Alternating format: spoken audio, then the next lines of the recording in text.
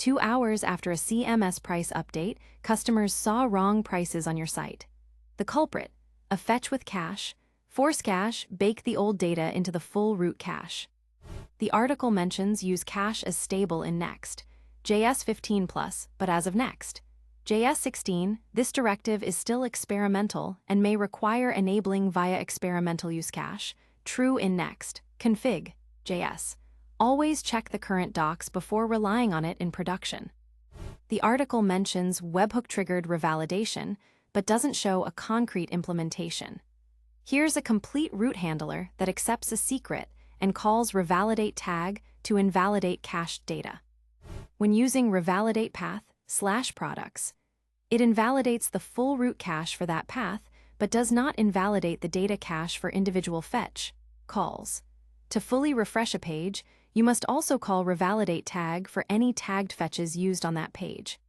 Let's break down Next.js 16 Caching Strategies explained, the 2026 guide, how it works, and the exact mistake behind that failure.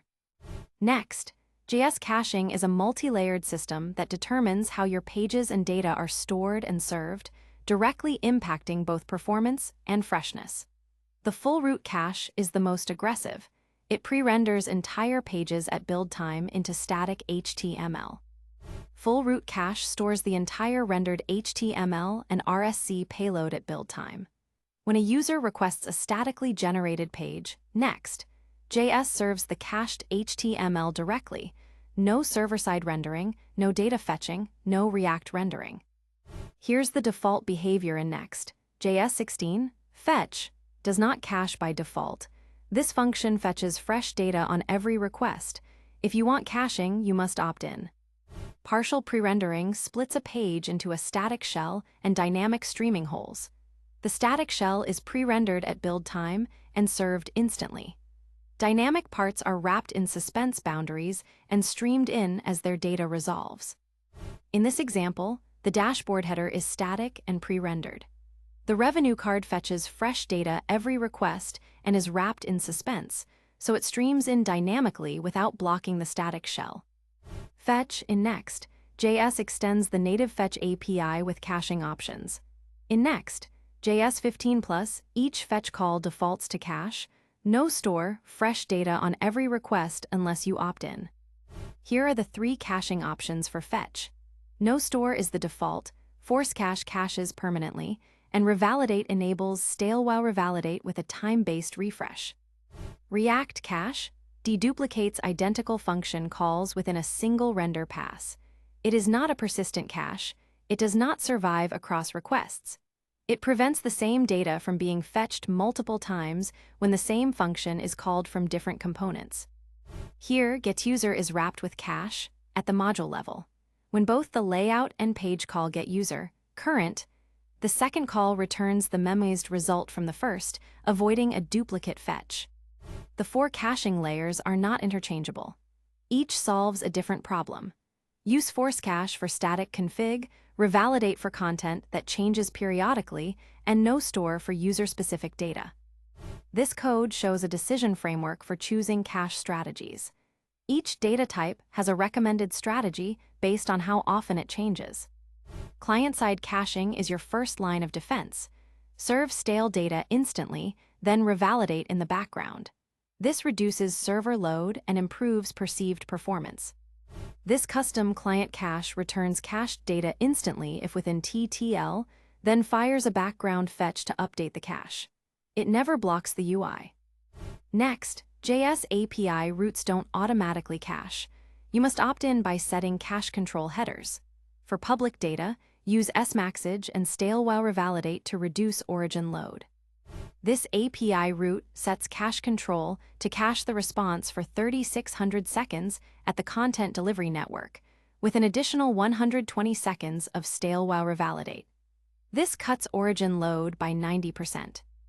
This is the same issue we highlighted at the start. Here's exactly why that happened. The team used cache, force cache on the fetch call, which opted the data into the data cache permanently. Combined with generate static params, the page was fully static at build time. The result was baked into the full root cache.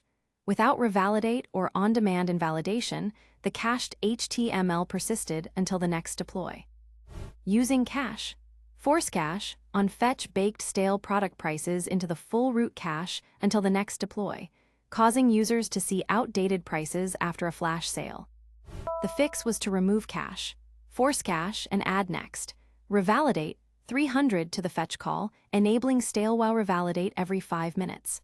For prices that change frequently, we added on-demand revalidation via revalidate tag, products, triggered by a CMS webhook. This ensures fresh data is served within minutes of a price update. Using cache, force cache without revalidation means the data is cached permanently. CMS updates never reach the front end until the next deploy. Use next. Revalidate N instead. Defining cache. Inside a component creates a new cache instance per render, so deduplication never happens.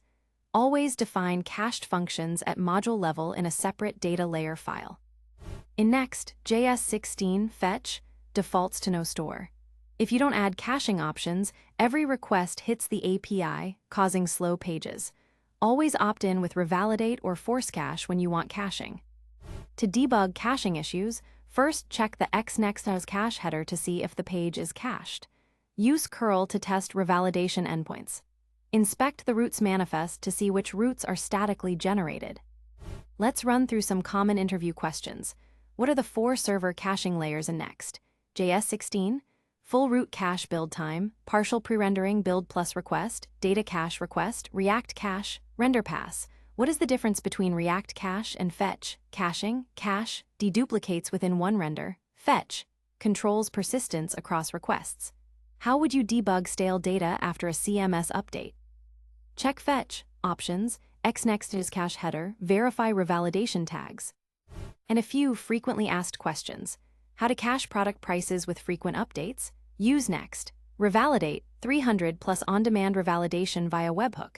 Can I use fetch, caching in client components? No fetch. Options only work in server components. Fetch in server component and pass as props. What's the performance difference between full root cache and SSR? Full root cache TTFB 50 ms, SSR 200-500 ms. PPR gives both. Let's recap the key takeaways. 4 server caching layers, FRC, PPR, fetch, cache. Fetch, defaults to no store, opt into cache. Each data source needs its own strategy. Always set revalidate or use on-demand invalidation. Ready to go deeper? Up next, Prisma ORM best practices with Next.js 16 in 2026, then server actions versus TRPC in 2026. When to use which? Then building production-grade AI features in Next.js 16, and how to build your own AI coding assistant with Next.js 16, OpenAI and RAG 2026 stack. Find them all at TheCodeForge.io. Thanks for watching. The full article and code examples are covered in detail at TheCodeForge.io.